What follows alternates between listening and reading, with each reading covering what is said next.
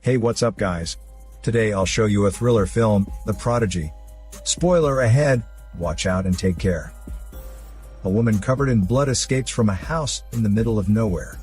She runs to the highway and is saved by a kind-hearted woman. The poor woman was kidnapped by a serial killer who has a fetishism for hands. She managed to escape after her right hand is taken by the killer. She tells the police where the killer lives.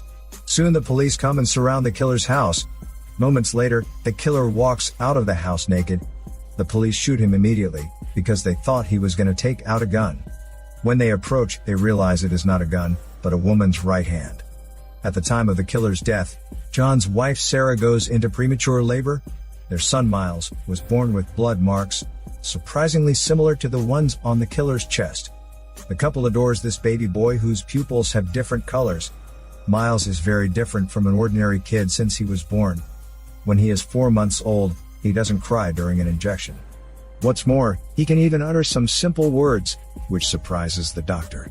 The doctor thinks Miles is a prodigy. Sarah is very proud of her smart boy, so she begins to educate him very early.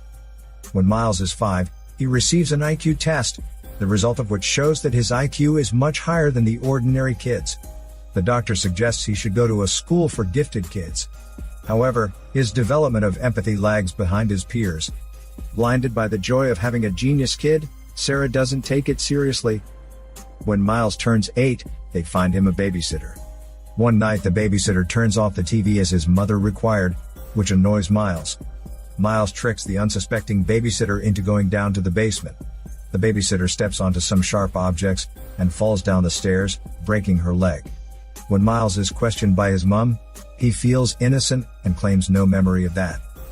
One night Sarah sees Miles talking in his sleep, but she doesn't understand a word.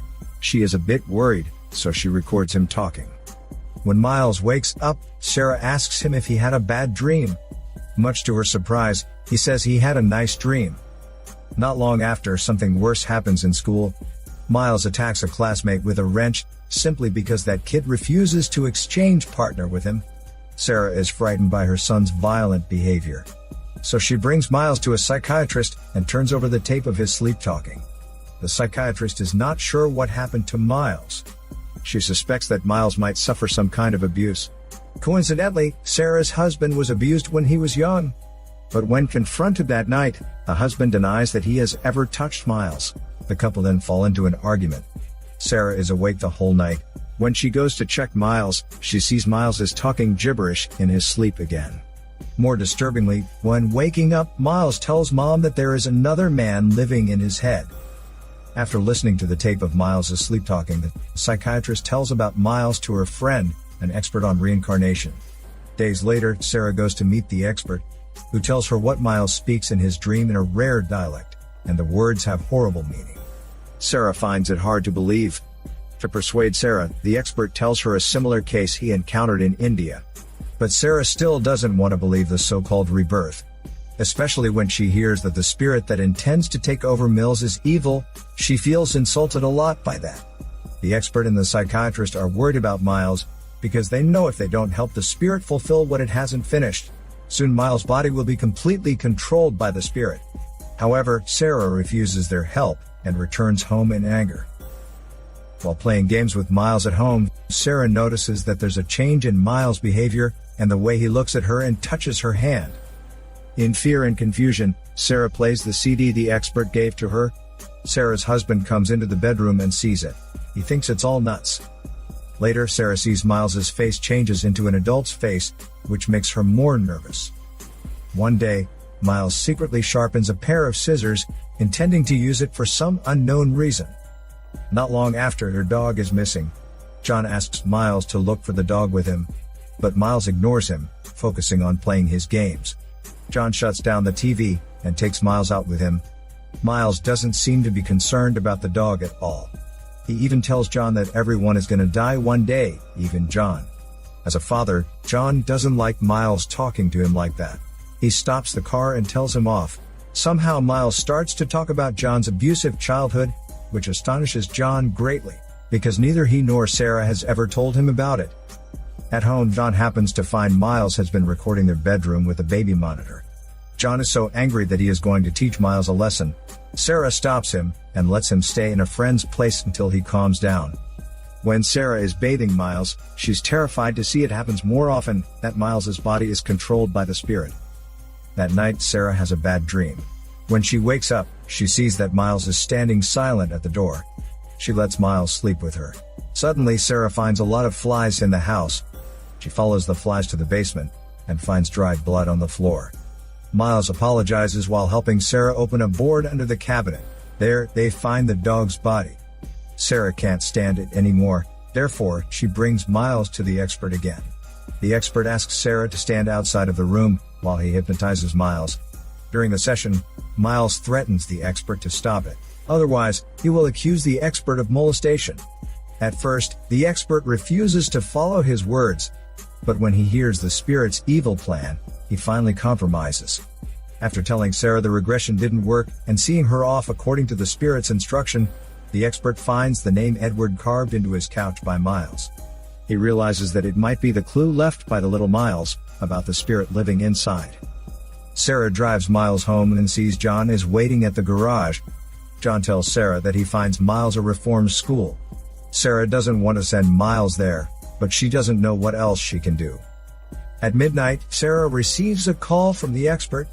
The expert shows his real worries and tells her about the name Edward.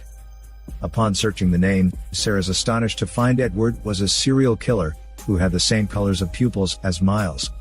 What's more, he died just a few minutes before Miles was born, all of which implicates that her son is not a prodigy at all, but just a poor boy possessed by an adult soul.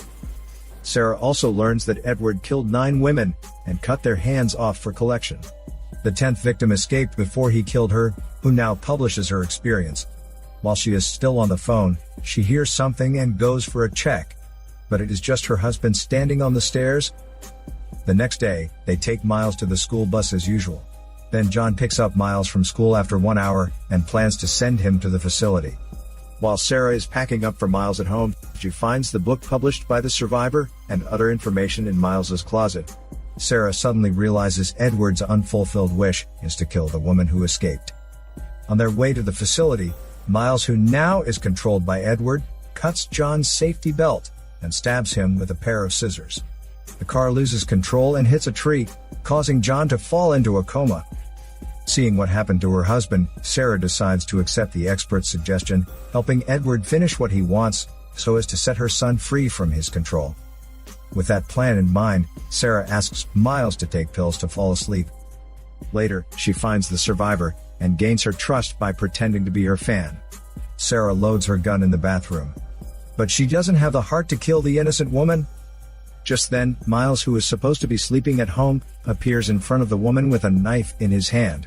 Miles stabs the survivor and kills her without any hesitation. After she died, Miles drops the knife and runs out of the house. Sarah chases after him and sees him kneeling on the lane. At first, Sarah thought Edward would leave Miles when he completes his wish, but she finds that Edward is still inside Miles.